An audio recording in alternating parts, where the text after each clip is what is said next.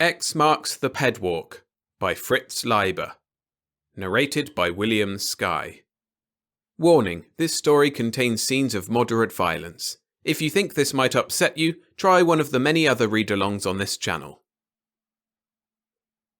This is how it all began, the terrible civil strife that devastates our world.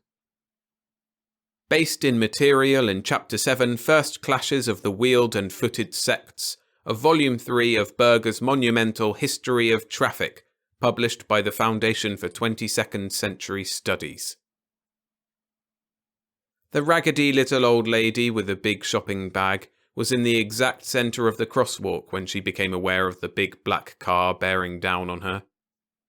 Behind the thick bulletproof glass, its 7 occupants had a misty look, like men in a diving bell. She saw there was no longer time to beat the car to either curb.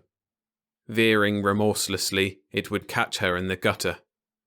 Useless to attempt to feint and double back, such as any venturesome child executed a dozen times a day.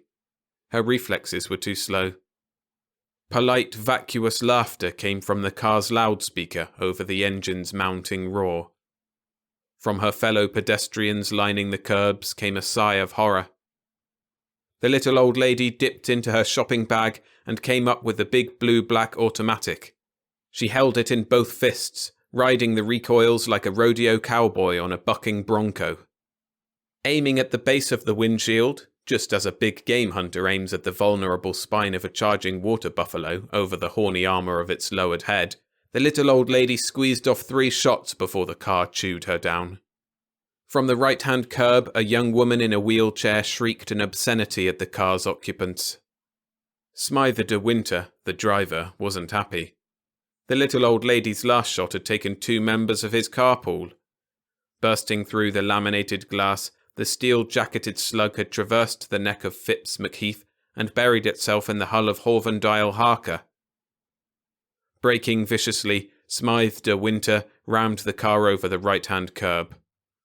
Pedestrians scattered into entries and narrow arcades, among them a youth bounding high on crutches. But Smythe de Winter got the girl in the wheelchair. Then he drove rapidly out of the slum ring into the suburbs, a shred of rattan swinging from the flange of his right fore mudguard for a trophy. Despite the 2-for-2 casualty list, he felt angry and depressed. The secure, predictable world around him seemed to be crumbling. While his companions softly keened a dirge to Horvey and Phipps and quietly mopped up their blood, he frowned and shook his head.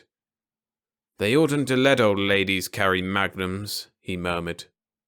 Witherspoon Hobbs nodded agreement across the front seat corpse.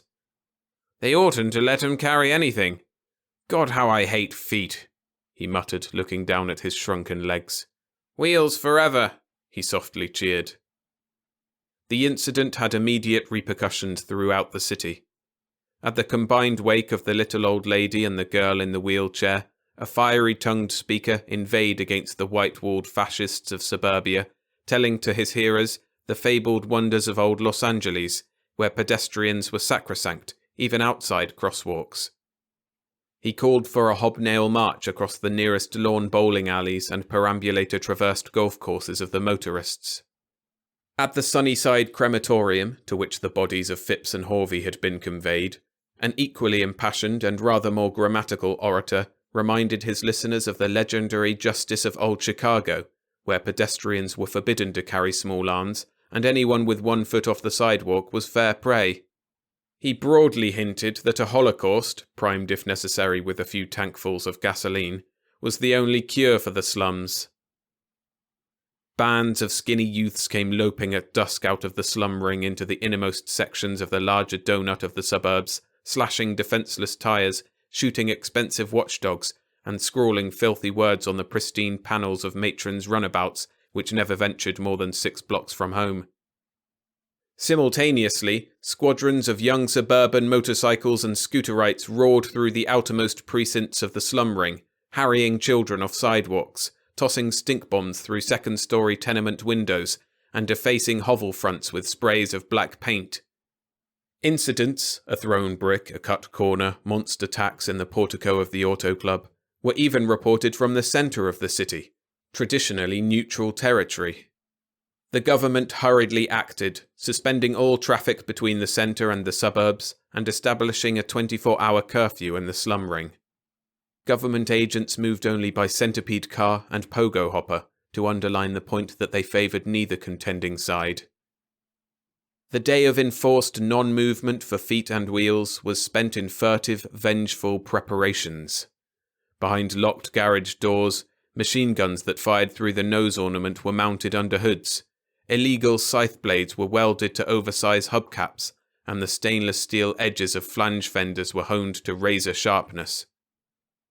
While nervous National Guardsmen hopped about the deserted sidewalks of the slum ring, grim-faced men and women wearing black armbands moved through the webwork of secret tunnels and hidden doors, distributing heavy-caliber small arms and spike-studded paving blocks, piling cobblestones on strategic rooftops, and sapping upward from the secret tunnels to create car traps.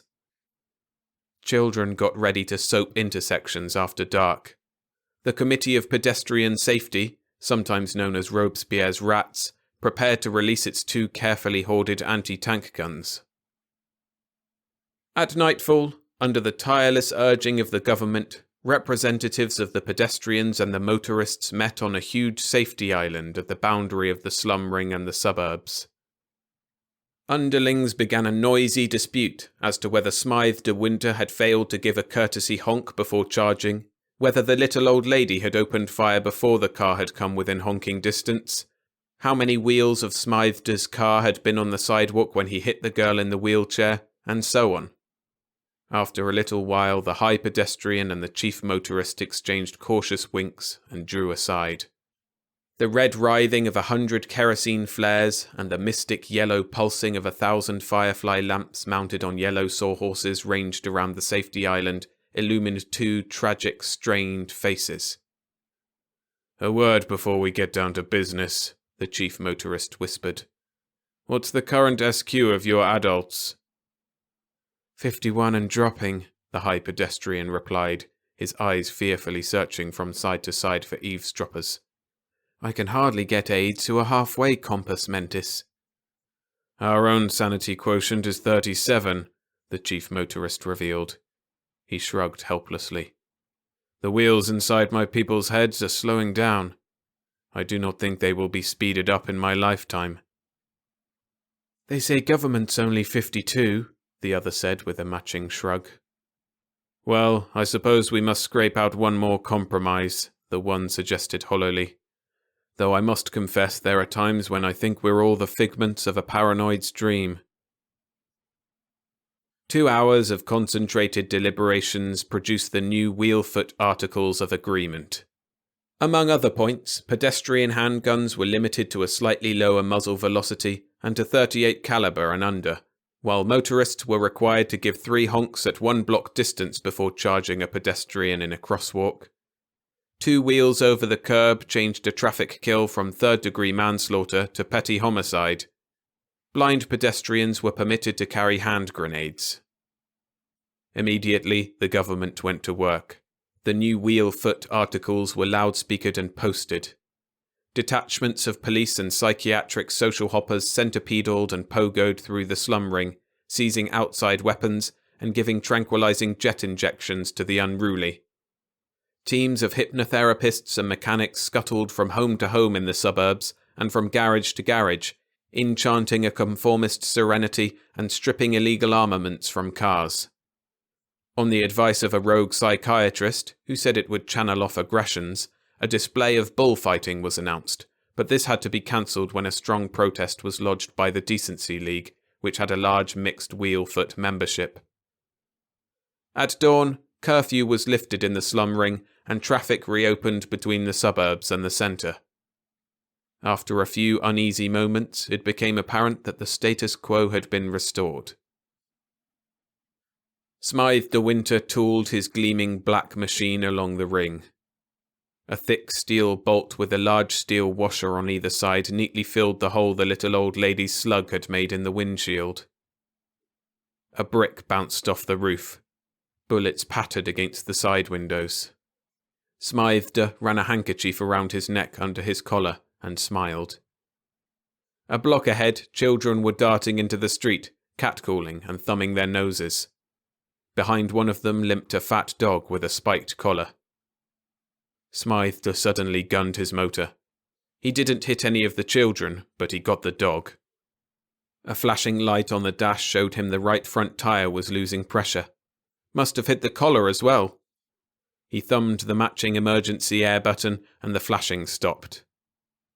He turned toward Witherspoon Hobbs and said with thoughtful satisfaction, "I like a normal, orderly world, where you always have a little success, but not champagne-heady. A little failure, but just enough to brace you." Witherspoon Hobbs was squinting at the next crosswalk. Its centre was discoloured by a brownish stain, ribbon-tracked by tyres. "That's where you bagged the little old lady, Smythe," he remarked. "I'll say this for her now, she had spirit." "Yes, that's where I bagged her," Smythe agreed flatly. He remembered wistfully the witch-like face growing rapidly larger, her jerking shoulders in black bombazine, the wild, white-circled eyes. He suddenly found himself feeling that this was a very dull day.